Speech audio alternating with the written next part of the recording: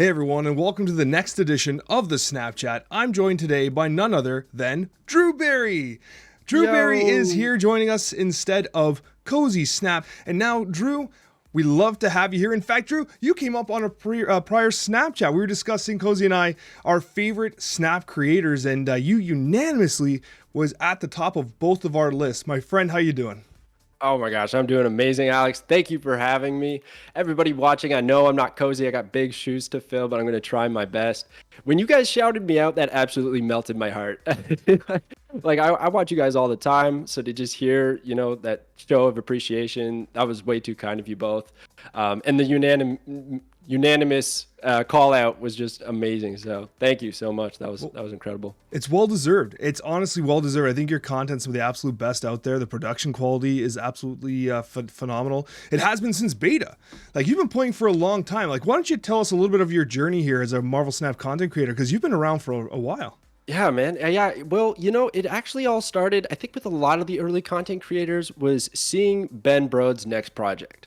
Because I played Hearthstone quite a bit. I loved that game a lot. I played for like almost, I think, when that game first came out. So that's like 7+ years. And then I saw Ben Brode's next card game, and it's only going to be 3 minutes long. And I was like, this looks really fun. And also a Marvel IP. Love these characters. And sure enough, actually, even though that's what excited me, playing the game is what sold me.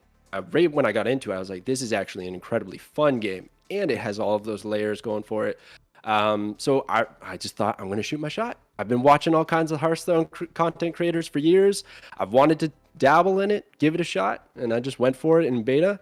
And we've been doing it ever since, and it's been a great ride. It has been great, and my story is very similar to that. Like, I was excited for Brode's next project, and I just threw my name in there like anyone else would have. I didn't take any content creator path and go through any official means. It was just a regular dude who threw his name, got an email saying, "Hey, you got in." And I was actually a month later than most, right?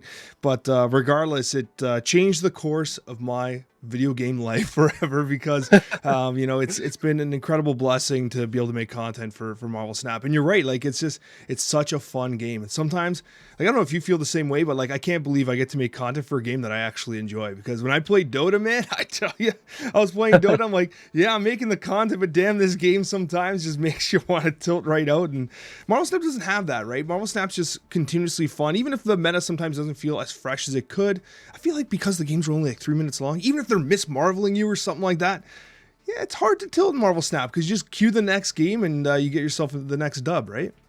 Oh, I absolutely agree. I played all kinds of other different kind of games, and I couldn't imagine myself doing anything else for content creation. Like, you really got to love the game when you're making content for it, or else the viewers are going to notice that. They're going to pick up on that. So Marvel Snap's just so easy to love. And actually, a point that you just touched on that I think gets pushed to the wayside is how much love and attention this game gets from the developers. I know there's ups and downs, but there are balance changes, like almost 3-4 times a week, new cards being released weekly. There's always something around the corner that's exciting. So it's a really easy game to fall in love with and stick with it. Yeah, because I remember like playing Hearthstone, like you mentioned prior, and like Face Hunter was just a thing for like 9 months where you just literally just went face nonstop. Like, you just did nothing else. The game was completely non-interactive, and it took months and months for any change to happen. And here we are in Marvel Snap getting patches and OTAs twice a month, and all this stuff's happening.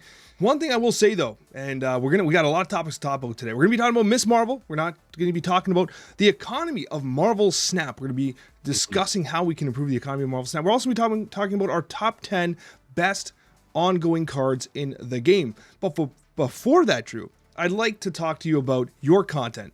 Now, one thing that you do very, very well is your data mine stuff, and your custom card content too is absolutely phenomenal. So, like, tell us a little bit about your custom cards and like some of the content you make on your channel, because I do think it's some of the best out there. Thanks, man. I appreciate that. Custom cards, what a crazy journey that has been. It started off where I just made a few random custom cards for fun, and I just threw them out there. And we just had the Berryverse going, a Discord channel, and a few early members were like, "Hey, what'd be really fun is if you just had like a weekly, maybe not even a challenge, but you just shout out some of our cards that we're making in this channel." And I was like, "Oh, that seems like a really fun idea." And sure enough, just started doing that. Then we were coming up with different keyword challenges every single week, all kinds of different winners, and then it just grew. And you wouldn't believe the submissions and the cards that people make. The artwork, the dedication, the effort, the creativity that these folks are putting into creating these custom cards is top notch. I swear, sometimes you could look at them and you'd think it's a real card. It just looks incredible from the art and also the effect and the balance. And we get hundreds of submissions now every week. It's so much fun. I try to review those, and we do a challenge every week. And then I announce the winners in the YouTube channel on the weekly video. And that's really the general idea with the custom cards. But I'm so proud of that with the community that's been built with the Berryverse. It's so much fun to see what the creative ideas that the people who play this game, who love this game, come up with that they'd like to see in Snap.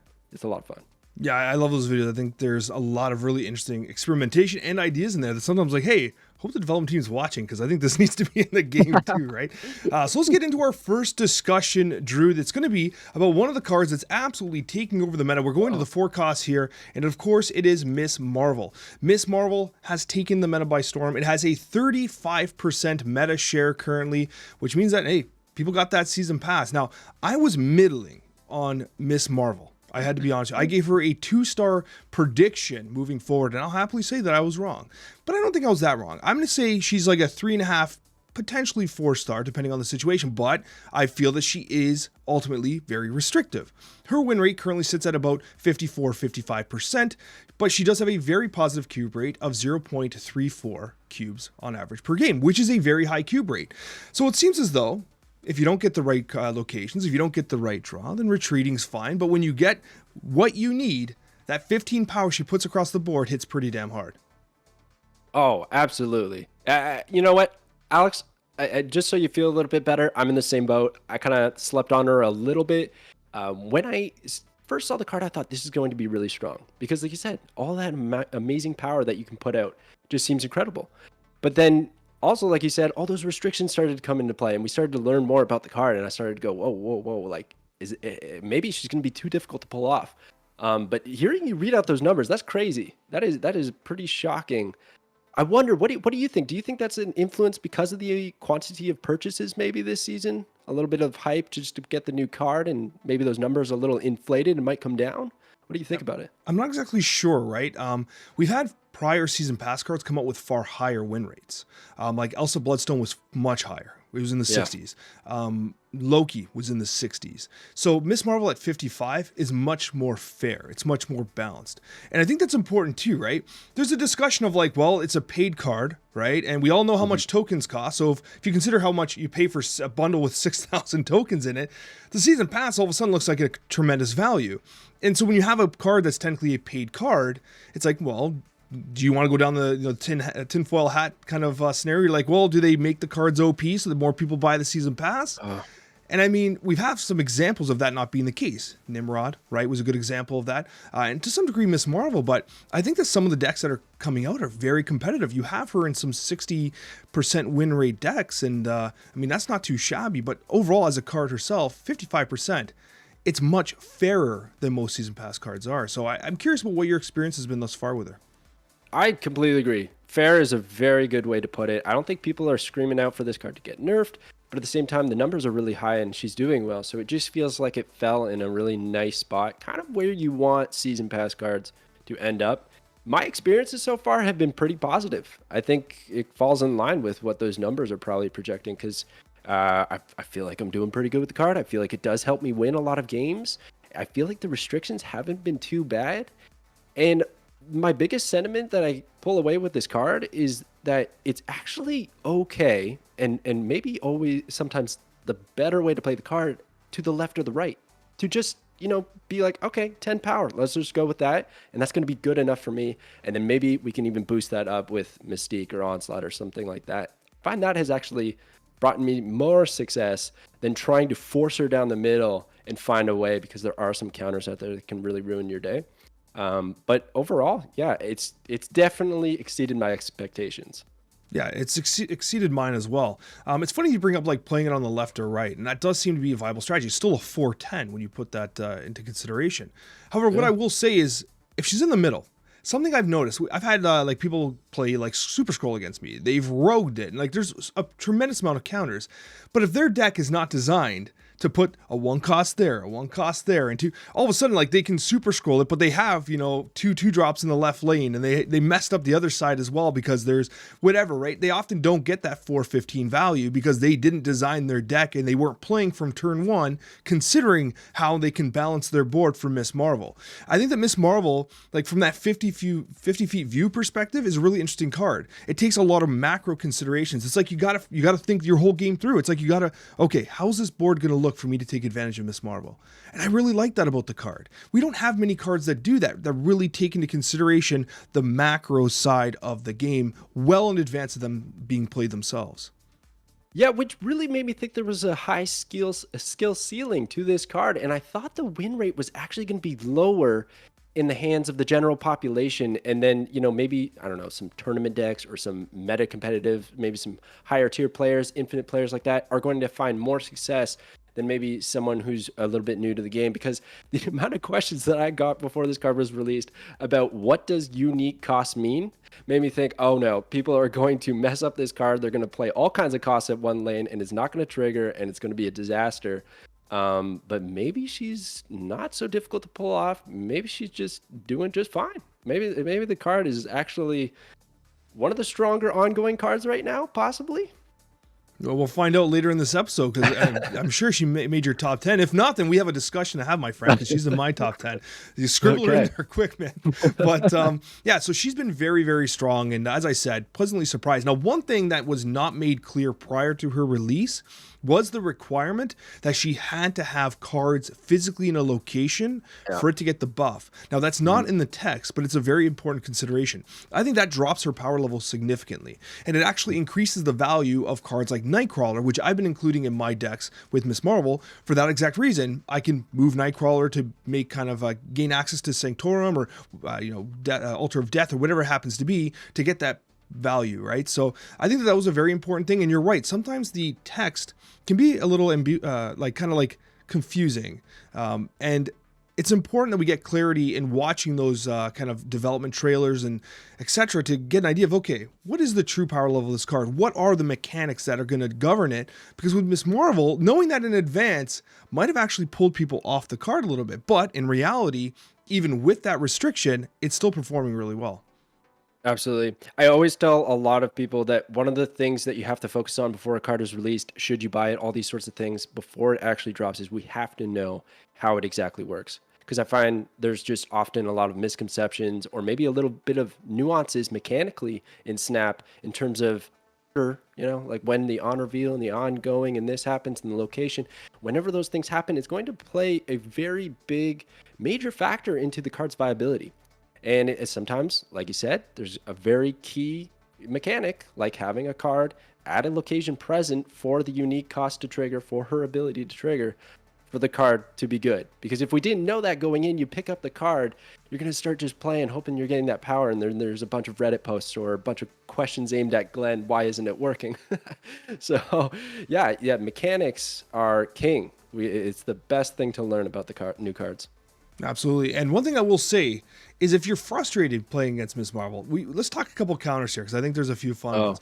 My favorite one is at the 1 cost. It's a card that I've been talking about, I feel like nonstop, and it's Echo. Like throwing a casual Echo mid, it feels so good. Like you can play your own Miss Marvel there, and they're just like, you see the little angry emote pop up on the screen. I know that Echo might not be in everyone's collection, but for me, this has been an absolute standout right now. Like I feel like my win rate during this current meta has skyrocketed thanks to this card alone. Oh yeah, you know what, Alex? I got a confession to make. Don't own Echo, so I can't experience that with you, but it sounds a lot of fun. It's heartbreaking that you don't have Echo. Is that one of the only cards you don't have? Yeah, I'm missing like 2 or 3 at this point in time, and she unfortunately is one of them. I'm missing just Howard the Duck. Just Howard the Duck. I'm not willing to pay 6,000 tokens for Howard the Duck, okay? I'm sorry. He's coming eventually in the Spotlight Cache, so I'll grab him at that point in time. But yeah, Echo's been a huge counter. Do you want to hit me with one that you've been seeing out there? Yeah, one that I've also been using is Magneto. I think it's a great counter for Miss Marvel because your opponent's like focusing on that game plan of aligning those unique costs. And not only can you maybe pull, Miss Marvel over to a location that's going to not only diffuse one point of her ability, right? That 5 points of power, but it also could do both because the unique costs don't quite line up. So I think Magneto is a really sneaky turn 6 play to pull those cards away and shift a lot of your opponent's power. Yeah, I was actually working on a living tribunal kind of list, and I actually was playing Echo and Magneto in it.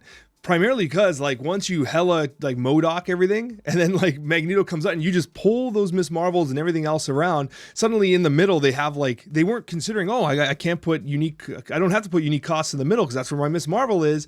It just completely destroys their entire board state. So that's a huge call out for Magneto. One thing I will say is that I actually have not been seeing nearly as much Enchantress as I would have expected. I thought Enchantress would have been much more kind of a viable play, but I don't know about you. I'm not seeing people playing Enchantress. I agree, and I wonder if it's because people don't want to step on their own toes because everybody's playing Miss Marvel and they're worried about running Enchantress. I think that's exactly it, man. So I'm sure her day will come, and it's probably not too far away. Because she's always just one of those cards that pops up in the meta when these sorts of decks take off.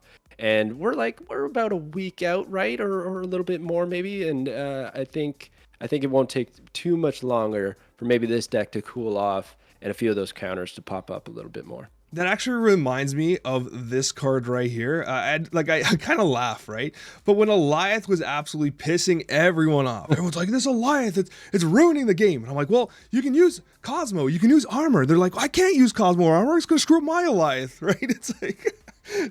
They're upset that they're being Alioth, but they can't put the tech in because it screws up their Alioth themselves. It's like, what evil have we become that, it's like Alioth is the problem, but also it's in my deck, damn it. But it's like, you know what I mean? So it's funny, you're right. People are playing Miss Marvel. It's like, yeah, I don't have the space for Enchantress. Get out of here.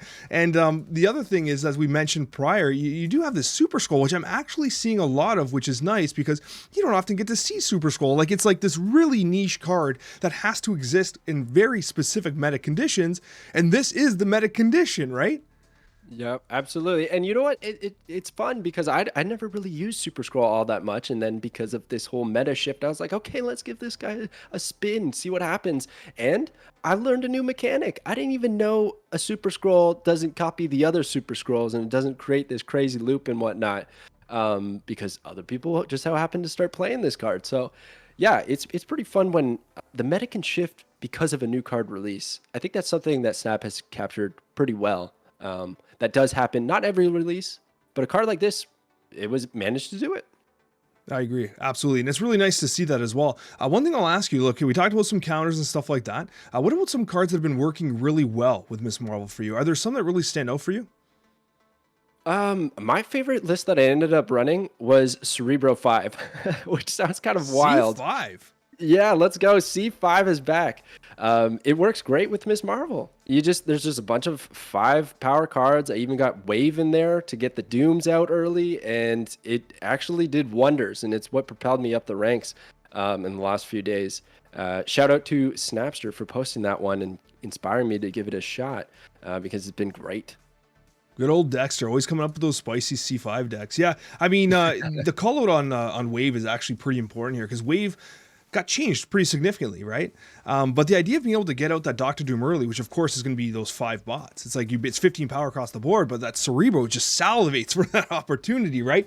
And even if you're able to get that Doom out on turn 4, that means you can protect your Cerebro Mystique for turn 6, right? And you can dodge those Enchantresses or whatever, right? So I really like that call out. Very, very nice.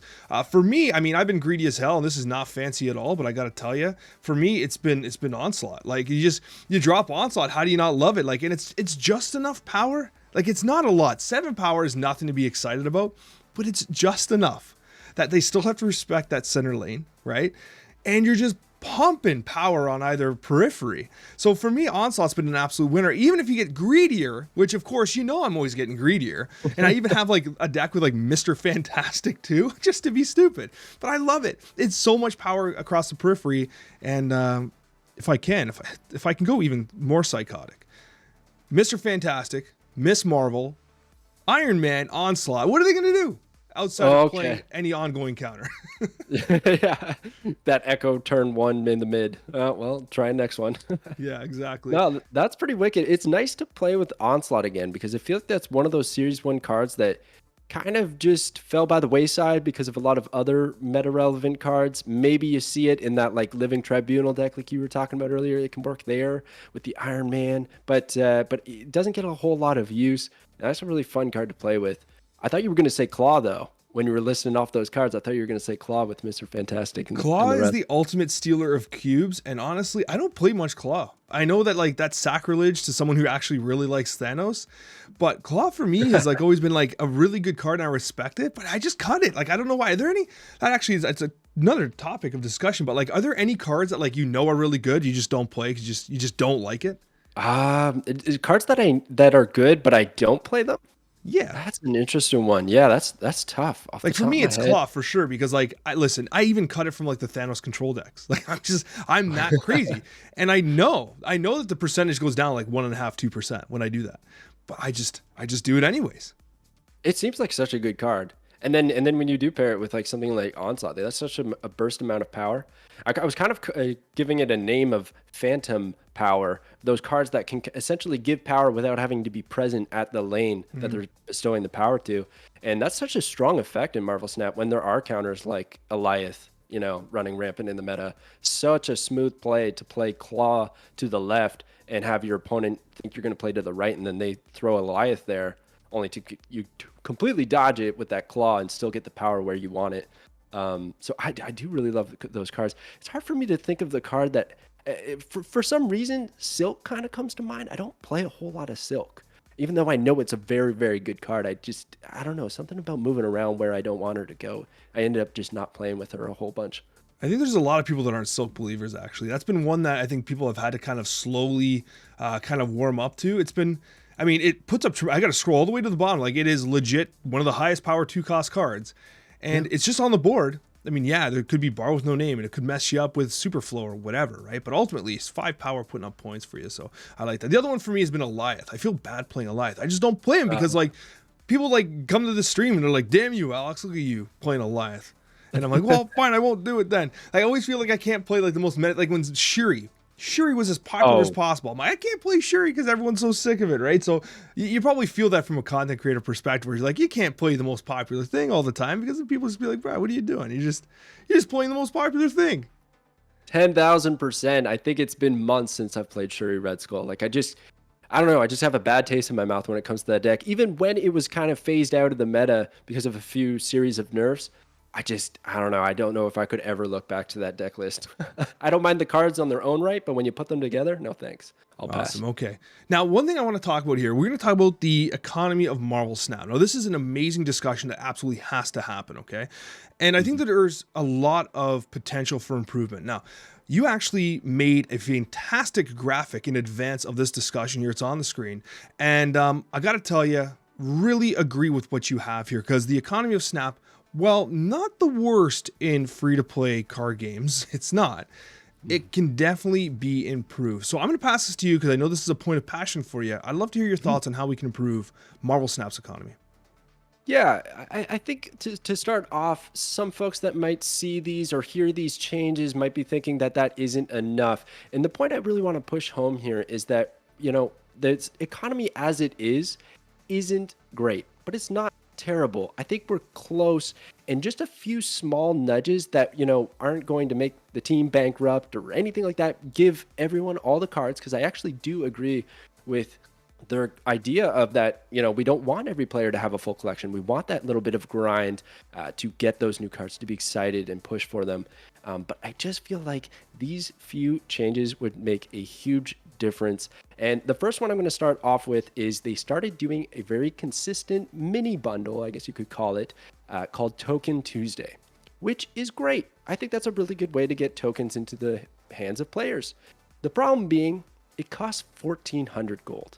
And since their last change, they switched it so that we can't really get gold through a variety of means. They took away a lot of sources of acquiring gold, in particular in the collection track. So I feel like the 1,400 gold is a pretty heavy price tag, especially when everyone's usually probably trying to save that gold for specific bundles, those higher value bundles that everyone wants to talk about. So Token Tuesdays, maybe it's just me, but I feel like they often don't get purchased from the general population, when I feel like those should be one of the main ways to getting your tokens to get that one card every couple of months, because it's 6,000 tokens for those cards, for most of them anyways. So it's going to be difficult regardless, even if it's a little bit cheaper. So essentially what my proposition is, we go from 1,400 gold to 1,000 gold. It's still very difficult to acquire gold in Marvel Snap, but at least the price tag isn't as severe. And now you're getting 1,000 tokens for 1,000 gold. And it just feels like it makes a little bit more sense. How do you feel about that one? No, I agree. I feel like the price tag's way too damn high, especially since they actually piloted the Token Tuesday at a much higher value prior. Like it used to be a little inconsistent. Like you'd get different values for each Tuesday. Sometimes it was 800 tokens and sometimes it was 1,200 tokens or whatever. Like it kind of changed, but it was way more value than this. This is actually pretty much the lowest baseline we've ever had for a Token Tuesday. And it sucks because like, if you do the math, that's a very expensive Series 5 card if you're just investing the gold straight up, right? And the other side to that is you're right, like gold acquisition has become increasingly more difficult. You don't get it in the collector's reserves, and that's kind of sad because you get it in like the season pass plus 50 bonus caches. Like I actually look forward to opening those bonus caches for a chance to get some gold. How is it possible the bonus caches are better? And if you make the bonus caches better, you also encourage things like Agatha farming and all these other things because people don't want to open their collector's reserves because they're going to get titles and garbage. And so they go after those kind of post 50 season pass things that are available to everybody, free to play or not, right? So I do agree Token Tuesday needs to be more kind of valuable for people. And the other thing is I think Token Tuesday distorts the value of all the currencies in the game. Because if you think about how much card acquisition costs and how much each token is essentially worth, when you get bundles, like the Dracula bundle or any bundle that features tokens, it's like the price just elevates because, there's tokens in there. Well, the tokens are the bundle's that expensive because the token baseline is so damn expensive at the same time. It's like if the token value went down a little bit, those bundles should theory come down a little bit, no? Oh, absolutely. Some of the prices are just so skyrocketed high. And one of the things that I've kind of noticed, and I don't know if it's too bad or it's okay, but we've definitely grown accustomed to this price line. You know, there's just like, that bundle is $85 or whatever. Like that's just how it is. And maybe that's okay because a lot of people have grown to understand that they can't purchase every single one. You got to pass, you got to wait, you got to look for that one that you're really excited about. But it's still very expensive. It's just crazy expensive. And that's a really good point I hadn't even thought about is the correlation between essentially the baseline price of a token. What is the value of a token? We can use Token Tuesday kind of as that example and cross-reference that to all the bundles and every other means of acquiring tokens. And it's just not quite there when it just feels like it should just be that natural. Like I'm excited. It's Tuesday. I'm going to get 1,000 tokens. I'm happy, but I think a lot of people pass on it. Maybe that's just me. Absolutely. No, you're right. And the other side to this is like some of the bundles are so expensive that even for me, like I'm like, man, like if I'm not buying a bundle, like I literally release content and I could use the money I make from the content to buy the bundle. And even I'm like, that's too damn expensive, right? Like, it's kind of crazy. And, but then again, like anybody that's like, hey, Alex, have you ever played a gotcha game that like, you got to grind and all that? Like, I get it. Okay. Marvel Snap is not nearly as bad as some other stuff out there, right? However, absolutely, there's still definitely room for improvement. And it's not unlike any other mobile game that has so many different currencies just to obscure the value of the dollar, right? Like it's become so difficult to compare the value of things. Like, well, how much credits are tokens worth? How much gold is credits worth? Like it's very hard to do all these conversions and figure out, okay, is this $65 bundle actually worth it? Is the $100 American Pro bundle actually worth it, right? And they put 6,000 tokens in that bundle. That's one Series 5 card. It's like, well, it's $100 though. $100, but I get a card. What? Like it's crazy. And then you look at the season pass and you get Miss Marvel. And that's why we always say like the season pass does provide some significant value. So it's crazy, the bundling. So we're kind of like, we're all over the place right now, but like there is a lot to discuss about the economy. Now on the screen here, you do have a kind of suggestion for these collectors reserves. Now, I don't know about you. I have like 500 something I have not opened. What? I think they're completely useless. So you think do you think they're gonna get buffed and then that's when you'll open them up? Is that it? I don't even know. I don't know. I have no desire to open collector's caches. The reserves, I literally have over 500. In fact, I have not opened a collector's reserve in months and months and months. It's literally, and I feel like I'm not even missing out on anything. Maybe some credits, but whatever. Like for me, they're completely useless. So I'd be very interested to hear your thoughts on how to improve them. Well, I'm just like mind blown right now that you're sitting on 500 reserves, but I know you're not the only one. I've seen people talk about that online in hopes that it gets changed or something along those lines, and maybe it does at some point. But I completely agree. It used to be so much fun to open up reserves, and now I do it without thinking. Honestly, I look at like the 50 credits, the 15 boosters. It's all blends. It all blends the same to me. And it's funny you talk about different resources and different currencies that exist in Marvel Snap. Like I'm telling you, in like 2024, 2025, we're gonna have super caches, super duper caches. We're gonna have all kinds of caches. There's gonna be like 12 different currencies by the time we get this right, at the rate we're going with all these crazy additions. But man, yeah, that is wild. I would like to see them change the reserves. I think my leading, and I've got the point here, is that let's bring gold back. If so many things are going to cost gold, like these bundles that we talked about, the Token Tuesdays, I think that players should have a means of acquiring a little bit more gold. And what they ended up going with, which was a really weird change, I thought. I think it was originally 50 gold and then 50 tokens, and that was the 50-50 split. And then they switched it to 100 tokens, except 50% of the time you get a golden ticket for Conquest. Now, I didn't love this change. I would like to see this go back to 100 gold so that players do have a means to put that gold towards whatever they want. We're looking at variants would be a nice, if people see all this incredible artwork, they want to pick it up, and they don't have a lot of means because they're probably saving that gold for a bundle to get those tokens to get the new card. So yeah, let's just get a little bit more gold in the players' hands. I think that'd be a lot more exciting. And some players don't like to play Conquest. So even if you give them a gold ticket, they don't use it or they don't care for it. Some people maybe are very excited about it, but that's a polarizing currency to give, especially since it might be in bundles in the future. So I feel like we could probably omit that. Just let Conquest be the fun mode that it can be. And let's just stick with the currencies that we have. Let's not add some super duper caches or anything like that. Let's just keep it where it's at. What do you think about that change?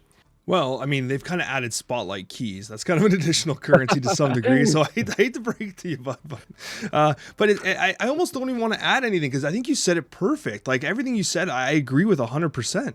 Like you're right. It's concerning because like I get you got to keep the lights on.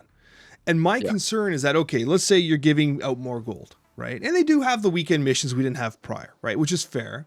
But it's really not that much gold, right? At the long scheme of things. But if they start increasing the amount of gold that's being generated, what stops them from just increasing the cost of the bundles?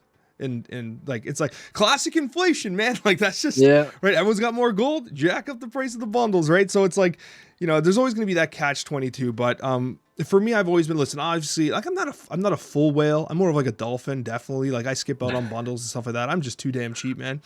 But I do love supporting the game. I don't buy lots of variants. I just don't. I like unlocking them. And I do kind of open the odd premium mystery variant because I guess, the Gamba. But, whatever. What I will say, though, is I think that free-to-play players are very important to this game's ecosystem. And I think that the more that we can do to give them a good, positive experience where they can feel like they can participate in the game properly. Right? Yeah, of course, if someone pays, they get more variants. Like they can buy the variants. Yeah, that's fine. But I do like the idea of free-to-play players having more agency in how they can participate in the game. I just want them to have a positive experience because at the end of the day, they create a healthy environment for all of us. And so I do think that the way the economy is currently set up, I think kind of counteracts that a little bit. Although I will tell you that the Miss Marvel 35% acquisition rate that we talked about prior tells us that the Spotlight cash system is working. More cards are getting into the hands of more players.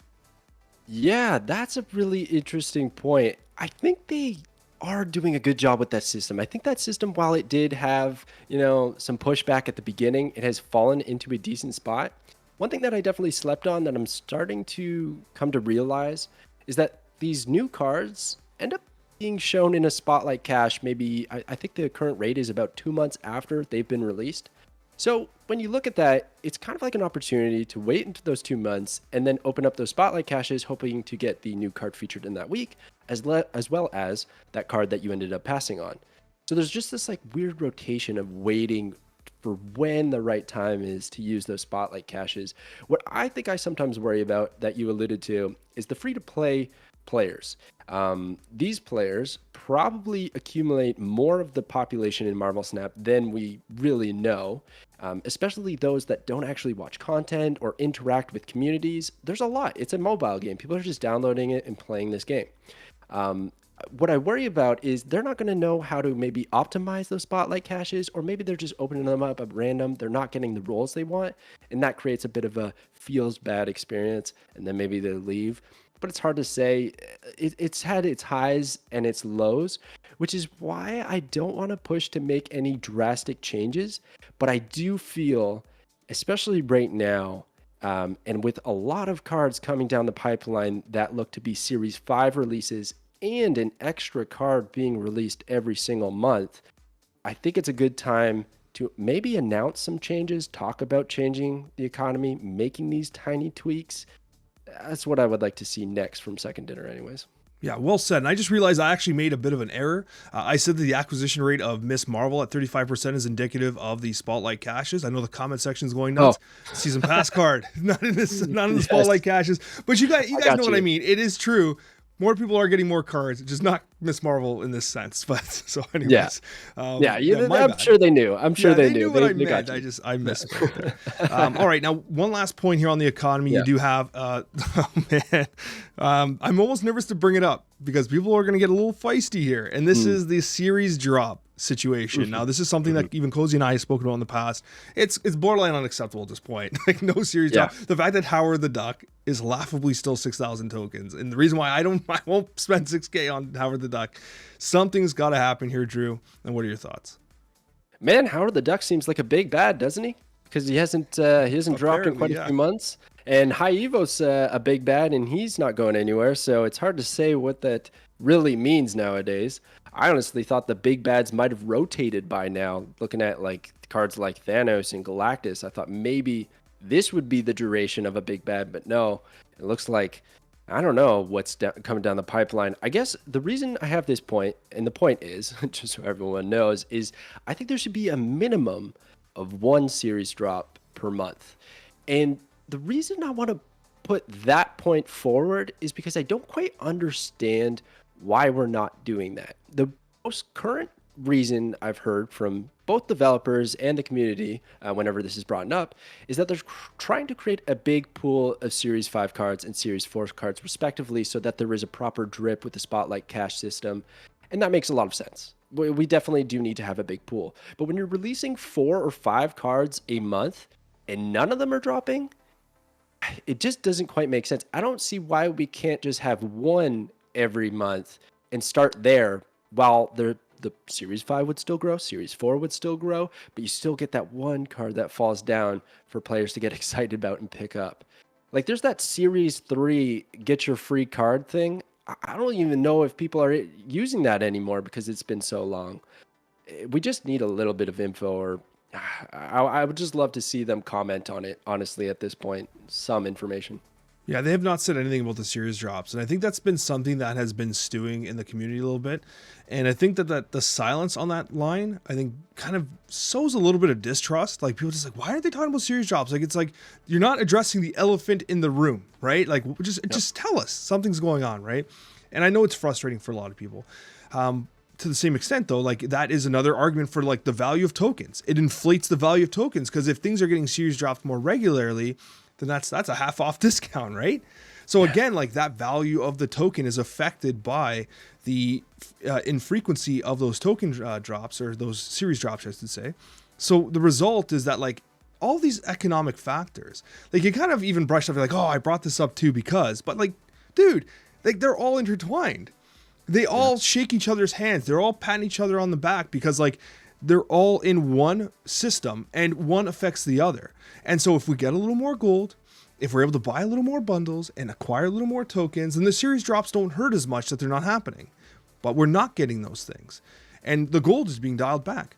And if you look at the bundles, we're getting more paid bundles and much fewer gold bundles. And the value of the gold bundles is disproportionately weaker to the value of the paid bundles. So there's all these small things happening, and it's small changes over time. It's kind of like that death by 1,000 paper cuts situation. Yeah. So no, I think it's a really important thing to talk about. I really do hope series drops do happen eventually, because we ain't forgetting about it. Like, clearly we're not forgetting about it, and we shouldn't, damn it. So it's a very good point, Drew. So thank you so much for discussing that. We're going to be moving on to our top 10 ongoing cards. This is actually one of my favorite things to do. Anytime we do top 10s is exciting. And Drew, I'm excited because, listen, ongoing is the name of the game this season. And so there's going to be a lot to discuss here. There's a lot of absolutely beautiful ongoing cards to discuss. Now, we got them ranked. We're going to start with number 10, and this is a ranked order. So you're not just throwing out 10 random cards, right? Miss Marvel is fair game. She's in my list. I warned you. You better have her in there, or else you got to pencil her in fast, because she did earn herself a spot in the top 10. We're going to start with any notable and honorable mentions. We like to do this just in case, because there's some cards that need to be mentioned, need to have some love thrown their way. If you don't mind, I'm going to start. There's a card that I cut from my list. It's literally number 11, and I love it. I really do. And for me, it's everyone's favorite Flurkin, who I cannot find. It's going to be Goose. It's Goose, right? And Goose is one of those cards who is just so damn good from a control perspective. Fantastic ongoing card. And I use it all the time, especially when Galactus is lurking, right? I use it to really good effectiveness in control. For me, it got cut from the list. What are your thoughts on Goose? I love Goose. I also think we have the exact same variants at the exact same border, and we both have a lot of boosters for this card because it just looks so good with the Rian Gonzalez variant. That's amazing. But yeah, Goose is such a fun card. Nice lockdown. Gives that boost. I especially like it in the ongoing list with Spectrum to give that buffs and just secure a lane. Very fun card, and I think perfectly balanced, would never need a change. It's just always going to have its moment here and there. But I agree, not quite top 10. Yeah, absolutely. Was there any other honorable mentions you want to call out here? Honorable mention for me would be Morbius. Such a good discard card, gets so much power. It's almost in every single discard list. I just, probably for the sake that it's only in discard, I omitted it from the ongoing top 10. There's just a few other cards that are run in a lot of top meta lists and don't entirely rely on discard being meta, the one archetype being meta. So I didn't put him in the top 10, but he's such a good card. Yeah, for me, he actually landed on 14th. So he didn't land on my top 10. I actually rank all the cards. The way I do my system, I have like a system. I rank all the cards. I say, is this one better than this one? No. Is this one better than this one? Yes. And that's how I kind of decide my order, right? So Mobius ended up at 15th. This is Morbius, not Mobius. Yes. Mobius, not actually in my top 10 either. Me neither. Okay. Really? Oh, look at that. I wonder why that happened. Anyways. All right, let's discuss these cards here. Let's start with number 10. Yep. I'm going to give you the floor to get us started with number 10. All right. Mine's probably a bit of a twist here, but I'm going with Electro. Ooh. Okay, yeah, that is actually surprising. I would never have thought to call out Electro. I didn't even include him on my list. He's technically an ongoing, but you don't play him for the ongoing. This is a curveball, Drew. The reason I'm putting Electro here, I think he's a sleeper in terms of giving those ramp decks an actual win condition, like actually getting to them to the point that they need to be. And it doesn't look like he's the card that won you the game, but he's the one that brought you to that turn 5, I don't know, like Doctor Doom, and then into Odin or something like that, right? Like, he just allows you to get to those cards earlier that do make the impact. So I think he slept on a little bit. And I will also add, since Waves nerf, I think he is the best ramp option available. That's actually an excellent point. He is the best ramp option available right now for sure. And his restriction, like, I always laugh when people like, oh, look, it's Isle of Silence. They snap and throw Electro there. I'm like, but your deck is designed to only play one card a turn anyways. Like, they're not actually getting that much value, but it's kind of funny because, like, you feel that freedom. You feel the freedom. It is such a good effect, right? It is a phenomenal effect, and I think you're right. It is good. And to the same, I don't know. Listen, I don't know if you have this card on your top 10, but like what you just did here is mind blowing to me because like one of the highest win rate ongoing cards in the game is not in my top 10, and it's Typhoid Mary because the ongoing card is not a good ongoing effect. So you don't play it for that ongoing effect, but it actually is one of the highest win rate cards in the game. Did I just steal your thunder, or do you have her on your list? I do not. I do not have her on my list. So we're in the same. We're in the same mind. Yeah. So my number 10 Now, this is going to be fun because my number 10 is a card that I think is getting a lot of respect lately, and that's Null. How do you not respect Null? I mean, it's like the linchpin of a lot of Destroy, but it's funny because like Destroy cards the decks don't need Null. It's just the threat of Null. Like you always have the Deadpool's huge, the Venom Zola. You have all these plays, but then it's like, wait a minute. They probably have Null, right? They have to have Null. Who does not play Null? And so I think Null really emerged with Mobius and Mobius wrecking Death. So we'll have to see how it comes out in the future as Mobius and Mobius kind of settles in his poo status. And so at the end of the day, Null lands top 10 for me. That's a really good point about Mobius changing. Like if Death falls out of favor, then Null rises. I agree with Null. I probably had Null at 11. So I'd be very close, and I'm totally fine with a 10 slot here for Null. I think that's a great one. And everyone better have this card because it's the most shown card in Spotlight Cash weeks in like the last 2 months at least. But yeah, Null is just a great card. Very fun card. Thematically looks awesome. It's so fun to build it up into crazy power totals. And if you don't have Null, he is reappearing for the 9th time in Spotlight Caches soon. So there you go. Drew, number 9 for you. Okay. Number 9, and because you let me know to scribble her into my notes, I got Miss Marvel, which might be a little bit lower, but I'm playing it safe because this is a new card. That's kind of my excuse right now. But I'm going to put her at number 9. Surprised me. Very good, but I need more time. I'm willing to say that I have her a little higher than number 9. So I'll be giving you my thoughts on why maybe you did her a little dirty at number 9. But there we go. For number 9 for me, we're staying at the 4 costs, and we've got ourselves a card that I think took a lot of people by surprise, and it's Man-Thing. Man-Thing has been a staple in a lot of my decks, and I actually came out pretty hot with Man-Thing. I was like, I think this card's pretty good, but he released at the wrong time. There have been so many cards that this has happened to, right? Like Jean Grey, for instance, which does not make my top 10. It doesn't make yours either. Came out during Bounce, which is horrible. Like Jean Grey gets destroyed by Bounce. When Man-Thing was released, Luke Cage was literally everywhere. Literally everywhere. And then now that meta's kind of settled out a little bit, suddenly you're actually hitting people by surprise with Man-Thing. So for me, number 9. That's fair. I love Man-Thing. I think it was my favorite card to play with in the October release. And great that it was actually 3,000 tokens as well. But what a fun card. I really do love it. It did not crack my top 10, but it was also close. It was in like my honorable mentions. I'm shocked. I have no idea what your top 10 looks like now. If you don't have Man-Thing and you don't have Null, okay, we're getting spliced now. And Miss Marvel's at 9. Drew has been drinking the Kool-Aid. Oh, so let's go. Continue here. I did my 9. So I'll lead off with my 8. They actually kind of go in hand, to be honest with you. I just mentioned them. It's Luke Cage.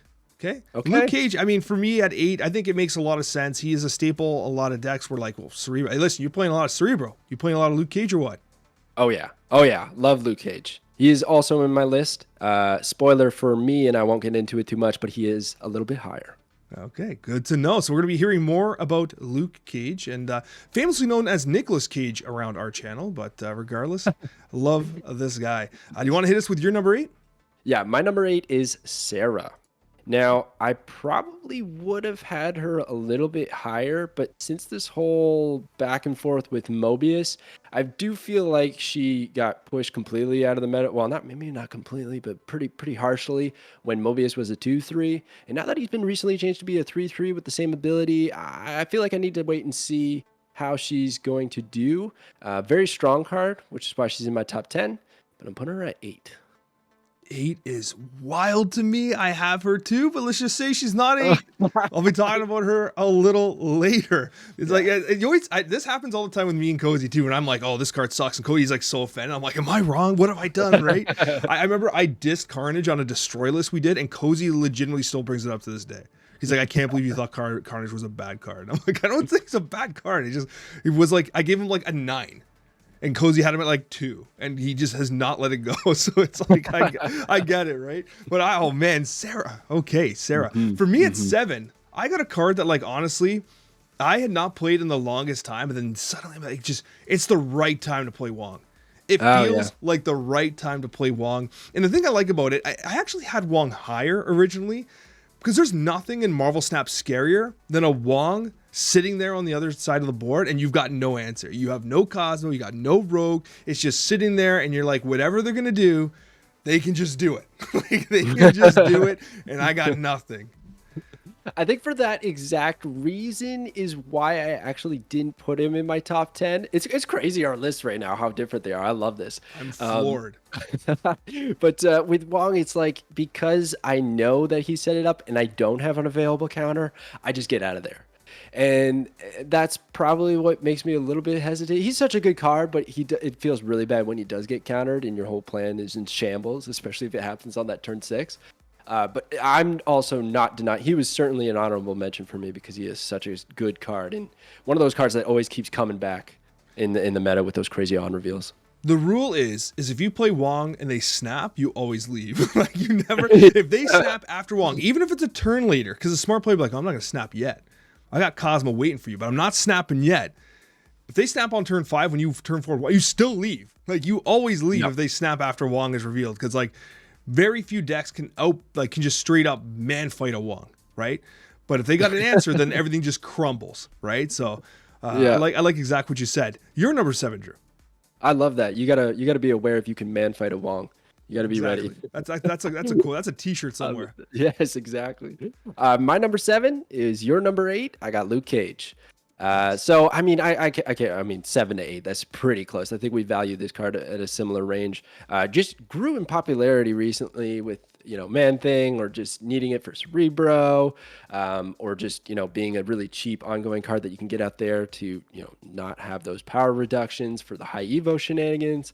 He's just a really good tech card, and the fact that he's cheap is just great. So he's just a great ongoing card. Yeah, he's legitimately fantastic, and nothing does what Luke Cage does in Marvel Snap. A very unique card, a very unique, powerful effect. Why don't you lead us off with your 6? Okay, so my number 6 is an interesting one. I think I dropped this one from maybe where it should have been because I don't love the card itself, but I got Red Skull here at number 6. Similar to what we were saying earlier with Typhoid Mary, I think Typhoid and Red Skull are similar, like rankings in terms of stats. That Shuri Red Skull list is basically carrying this guy, but he is good in other things. You just don't see it as often, so I carry a little bit of an angry bias towards him, despite me kind of liking the card at the same time. I don't know. It's a weird, conflicted feeling I have with Red Skull. Your mentality and your approach to this list is totally different than mine, right? I agree. Like, Red Skull's one of the best cards in Marvel Snap. It is. From a win rate perspective, cube rate perspective, it is. Not in my list because I don't see it as an ongoing card that I want to play. It is an ongoing card I want to play, but I don't want to play it for the ongoing. So I discounted it. I cut it from this list. But I guess comments let us know. Am I wrong to do that? I think I probably am, because I think you're right. Red Skull is one of the most impactful cards in this game right now and has been for months. In fact, this thing has been nerfed again, buffed. I like that call it a lot. For me at number 6, it's not Red Skull. It's almost the complete opposite of Red Skull. It is Zabu. It has nothing to do with buffing the opponent and buffing yourself. It's going to give that solid -1 cost for 4 costs. Now, Zabu used to be the number 1 borderline card in Snap altogether. But then Mobius came out, slapped it around a little bit, and just generally, I feel like the meta has evolved and deck building has evolved to just not rely on Zabu anymore. And if you don't have to rely on the turn 2 Zabu, you feel like you have all this extra freedom. So Zabu has slipped a little bit. It just doesn't feel as meta relevant as it used to be. However, also impacting Zabu is the nerf to Shang-Chi. Because one of the benefits of Zabu is hey, I get to play, 2/4 drops on turn 6, and one of them was Shang-Chi. So Zabu at 6 for me. I'm curious of your thoughts. Very, very true point about the recent changes. But I do have Zabu a little bit ahead. So I don't know if I can touch on it too much. But you did raise some really good points about how this card has actually changed in its viability recently. But my gosh, is it ever still popular? It's got to be one of the most popular turn 2 plays if it's in hand. I feel like everyone just throws it down if they got it. So, I'll get into it a little bit of why I think it should have been higher. But at my number 5, I've got Armor. Another just incredible tech card. Shuts down an entire archetype. It can be game winning if you plan it right, play it at the right time. but also love it for those decks like, the Infinite She-Hulk sort of thing, protecting those big cards that you want to play, making sure they don't get destroyed. I also love using armor with Atuma as just a nice little combination. There's just a lot of cards in decks that armor can work with and fit in, that she just ends up being like, oh, I've got a deck of 11 cards. What could I throw in here? Well, if I don't really need to destroy anything, I could put in armor to prevent things from being destroyed. So I really like armor. I forgot Atuma existed until you just said the name. So I don't have armor in the list. Like, I actually dropped it quite a bit down. I think it's on like 17th on my list, which is kind of crazy because I don't disagree. And you think about what it does in the meta, like it kind of it destroy naturally, right? It protects your cards. But I feel like it's used against me a lot too. Like, I play against a lot of Shuri and they're like, haha, look at this. I get to use your armor to protect my Red Skull or whatever. And it's like, damn it, what have I done? But I totally do understand, like, armor is one of those cards that, like, it's accessible from all basically early in Marvel Snap. And it always feels relevant. It has just enough power to feel relevant. Its effect is really strong. So I like that call out. You know, maybe I'm wrong. So I do agree with you, absolutely. Number five for me, this is where my Miss Marvel comes in. And it's funny because I just said number 5 and I went to the 5 cost there. But Miss Marvel at 5, I almost felt like she could have gone a little higher, but I feel like this is where I'm most comfortable putting her. I see the value. And you know what it is? It's like you have that selective memory of like the times where she kind of, burned you a little bit, where like that middle, it's like, of course, that middle location doesn't let me play that card there, or like whatever it is, right? But most of the time, like, I feel like, as we discussed prior, I'm able to get the conditions off. The 415 power is a lot. People aren't running the counters. It's just been a good card, and I feel like the win rate does support the fact that it has been one of the fairest releases thus far. So number 5 for me. Respect to you, Alex, because you were saying earlier that you put this one at 2 stars and didn't think it was going to be all that great. Now you're putting it in your top 5 ongoing cards in Snap. But that's the name of the game, right? Like, we gotta experience these cards. We can always talk about the preview and look at them. I do that a lot myself, and often I'm wrong. And then it turns out that they're actually pretty good, and you recognize that, and that's awesome. I agree. I agree with a lot of your points. I think actually I'm leaning towards your ranking of Miss Marvel here than my own. I was just hesitant because of the timetable that she was actually released. But yeah, we'll probably find out that this is a pretty good card long term as time passes. Absolutely. I agree 100%. Who do you have at 5 then, if it's not Miss Marvel? So I've got Zabu. So we could go back to the cat. But basically, when I'm looking at this card, if we go back to those changes that you mentioned, which were 100% accurate statements, and I also talked about the impact of Mobius on Sarah, the reason I have Zabu a little bit ahead is because now Mobius is a 3 cost, and if I play Zabu on curve on turn 2, I can still get my 4 dropout on time before Mobius impacts my game plan. And I think actually getting that 1 discount makes this card worth it.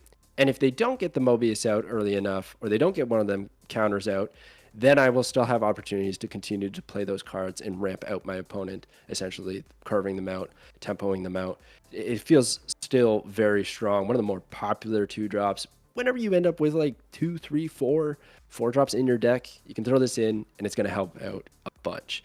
So I'm still pretty high on this card, despite Mobius being released and a few other counters being popular. I think it's just so good. A fascinating thing that has taken me off of Zabu just a bit. It's funny because it's not even Zabu's fault, but it was the nerf, I use in quotes, to Rock Slide. Rock Slide being dropped down to 3 cost with its same effect, but just losing a little bit of power. It's like Zabu for free, because you used to play Rock Slide on 3 anyways because you want to prioritize the disruption, right? So like, it kind of felt like Zabu lost a little bit of its allure because of that nerf, quote unquote, to Rock Slide, which actually just made it cheaper and you still get the same effect, right? So I do agree though, like Zabu, there's going to be a meta again where Zabu ruins everything. Like, it's going to happen again. Right? Like, we know it's coming. It's not quite here yet right now, but definitely love that call out. For me at number 4, it's a card that, like, honestly, people forget how good this card is, but it's Patriot. Patriot is a card that, honestly, like, it's a go-to almost at any point in your career Marvel Snap. If you just have played Patriot since the release of this game, since beta, and it's the only deck you've ever played, not only have you gotten the Infinite every time, you've had a variety of different approaches to Patriot. You've had Ultron Patriot. You've had Absorbing Man, Brood Patriot. You've had so many different variations, right? This card continues to be one of the ones that just delivers. Yeah, I love Patriot. I can't say anything about it other than I didn't have it in my top 10. What? I don't have it in my top 10. I do love the card. It's so much fun. I just haven't been playing it nearly as much recently. I don't know if it's just other cards rising in prominence or other decks, but it just hasn't been on my radar. But I did love running a Silver Surfer Patriot list with Brood and Cyclops, actually, and a bunch of cards like that. It was a lot of fun to get a bunch of power. But yeah, he doesn't crack my top 10, but I don't even want to say anything bad after that because they are really fun decks to play with. And a very good point that you made. But if you get this card early in your Series 3 climb as you're acquiring new cards, it's probably one of the most fun cards that you could get early on because you already have all those no ability cards and you can toss together a deck pretty quickly. So he's a great card through and through. Every once in a while, I still get a question. It's like, hey, Alex, why does Misty Knight suck so bad? Like, this card's useless. Why would I ever play Misty Knight when I could play Iceman or whatever else, right? It's like, or Watu even. It's like, well, my friend, you obviously don't have a high Evo yet, and you also do not have Patriot yet. Misty Knight's best days are still ahead. So anyways, yeah, so it's funny how you mentioned that, like, it kind of rejuvenates cards you already have in your collection more than likely and gives you something to play with, which is also very competitive. Now, I am going to go to my number 3 here. That was my 4. Number 3, I think this might take you by surprise. And you know what? If there's a chance, your list is all over the place right now, so there's a chance that you have this card. And if you do, huge respect. If you don't, now I actually don't know what to do anymore. This is my surprise right hook that I think no one would have expected. But for me, I think Invisible Woman is by far one of the most slept on and underappreciated ongoing cards in Marvel Snap. It is a card that, like, think about the Kitty Pryde meta. How do we get around Kitty Pryde? We used Invisible Woman with Killmonger in order to wipe the board state after the game had ended to counteract Kitty Pryde. Think about how Tribunal works, right? There's multiple winning lines, but one of them revolves around the MODOK Hela discard behind Invisible Woman. Think about how you protect Patriot and Mystique in Patriot Mystique decks. Think about how you protect Cerebro and Mystique. Like, this card carries so much weight on the burden of its shoulders and gets no respect. It will eat the Enchantress for you. It'll eat the Rogue for you and then reveal behind it your Patriot Mystique. It'll reveal behind it whatever it is that you want to drop. My friend, you want to get hit with a right hook right now? It'll keep your Atuma alive at the end of the game. The second time Atuma has ever been mentioned. Invisible Woman, number 3. Alex, I'm going to tell you, I just didn't have the balls to put her in my top 10. I'll be straight honest. I wanted to. I understand. I completely agree. This is one of those cards that wins you the games and people don't recognize that it was the reason that you won. But I didn't do it. I didn't do it. I don't know why. And look at that variant you got. Oh my gosh, the art germ is so sick. Gosh, you're right. You're right about Invisible Woman. Hey, listen, we clearly have very different top 3s, so maybe you're right more than I am. So I'm very interested in hearing your number 3. Well, you know what's crazy is that I'm shocked actually now that I think about this because one of these cards in my top 3 you do not have in your top 10, which is shocking to me. And it might just be this next one, which is Devil Dinosaur. Devil's Dinosaur is my number 3 for the ongoing cards. One of the best power for cost cards, works in a variety of decks. It's always gotten like everybody to infinite, it seems. It's always one of those strong cards. You can copy it with Mystique if you need to. Lots of combinations available, or you just throw it out into a single lane because it's going to have like 12, 13, whatever the power total ends up being. Yeah, Devil Dino, great card. Is this the one? This is the one I don't have. And it pains me. It pains me not to include Devil Dinosaur in my top 10. I absolutely love this card. I just felt like I kept cutting it. Like, I was playing it in Loki. I kept cutting it. It's actually seeing play right now in Miss Marvel based decks, which is kind of cool to see. But maybe you're right. Maybe I'm wrong. Honestly, maybe I should have played some Devil Dinosaur. If I look at my list now, like, I probably could have put Devil Dinosaur in for like Man-Thing, maybe, right?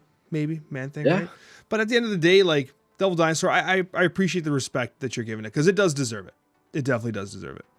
Yeah, it's been good for so long. If we even go back to the beta days, it got nerfed and changed and all kinds of crazy things. And I think it's always going to be a relevant card because it's not too difficult to have a lot of cards in your hand with so much card generation as well. I would give you that point though. That's a very good point when it comes to Loki kind of reducing the value of Devil Dino because you end up swapping with a bunch of cheap cards and you want to do that plan prior to turn 5, so you never really have the time to play Devil Dino. He's more of the backup plan. But I think there's a lot of lists and a lot of places for Devil Dino to fit that people are sleeping on right now. And I just love the card so much. It's a good call. I like it. Now you can lead us into your number 2 here. So Oh my my top gosh. 3 is Invisible Woman thus far. You brought Devil Dinosaur top 3. Who do you have for Yep. number 2? This is crazy. I'm just going to go for it because this is just wild. All right. Number 2, I've got Dark Hawk. Could it be the same with you? He's my number 1. Okay. Dark Hawk's my number 1. So Okay. we're almost there. We almost did it. Okay. Well, that's pretty good. Yeah, I mean, what to say about this card? It seems like, you know what, actually you brought up one of the greatest reasons why this is such a good card, in that Rock Slide has been changed all to crazy places, and he's the number 1 card to pair with Dark Hawk because you get a bunch of power out of the card, and still this remains one of the top cards statistically, win rates in a bunch of meta decks. Seems like every time there's a new card, it's like, oh, I could take this new card and throw it in a Dark Hawk list. It'll work. It'll find a way. It's working with Miss Marvel. So yeah, he's just always a good card. Yeah, he never really does you wrong. Like I think the thing that makes Darkhawk so powerful is that he couples perfectly with disruption. So not only are you putting up this huge vertical power that you can also, mystique and stuff like that. It's the fact that they're drawing garbage, or they're not drawing at all, because you have a Black Widow that just got buffed too. And so you're playing the Black Widow, and then you're playing the Rock Slide, the Korg, and you're just destroying their ability to execute on their game plan. And so I think that is a hugely valuable component of Darkhawk. So ironically, right now, in a meta where there's so much ongoing, you'd think people would be running the Rogues and the Enchant, but they're just not, right? I know. It's still susceptible to these Shang-Chis, but people just cutting tech. We're getting greedier. So I feel like Darkhawk is being countered less often than he should be, and is often just an absolute win condition. So he also counters Thanos very well. And whenever Thanos is popular, Darkhawk does a good job of dealing with that. So that's your number 2. My number 2 is one that you had way down on the list. It was Sarah. Sarah for me Okay. is number 2, just because I think that it is a immensely powerful effect that you cannot replicate in the game. It's actually, I shouldn't say that, like Zabu does it, Ravonas does it, so maybe it's not as unique as I used to think it was. Still though, I think this card's still one of the absolute best in the game, with Mobius and Mobius kind of getting capped at the knee there a little bit, an arrow in the knee, as one might say, if anyone's been on the internet for more than 10 years. It's been like, Sarah's had its moments where it's like it felt unplayable, but it's back. I think it's back 100%. Okay, fair. I like that a lot, honestly. Sarah, always one of those good cards. You set that up on turn 5. You have this crazy turn 6. It usually works out, and actually probably a cubes dealer, because you're setting up for that turn 6, which your opponent can't react to after it's already occurred. So, yeah, I respect to Sarah. I probably did her wrong having her lower in the rankings, and I totally understand why you gave her number 2. But you're blowing my mind that you don't have this one card in the top 10. Oh my goodness. All right, let's hear it. Yeah, because my All right. Darkhawk's number 1. Yeah, fair. And that's a good pick. I probably could have went either way, but when I was thinking about top 10 ongoing cards and I was looking through the list, I was thinking, what is the card that has won me the most games? Like, just tried and true, locks it in, and that is Professor X. He's my number 1. Gosh, Professor X. The That's a professor spicy take. himself. Oh yeah, man. Daredevil Professor X combos are game winning. Here's another one for you, Alex, because you love Atuma. Professor X Atuma is such a good combo. You set that up in the open lane and then you exit. It's just, and then they're out of there. They either retreat or they stay in, and it's an easy win with an Eliath combo or just whatever else you got, because you only have to focus on winning one more lane. I love this card. I also think it has a high skill ceiling, because some people will throw it out thinking they chose the right lane to play into or something like that, and then they end up throwing the game because they played it into a lane that the opponent had more power. It can, backfire, but I think in the right hands, with Daredevil in particular, this card is just nuts. I think this is such a good card. You know what? It's a good call out. I did not include it in my top 10.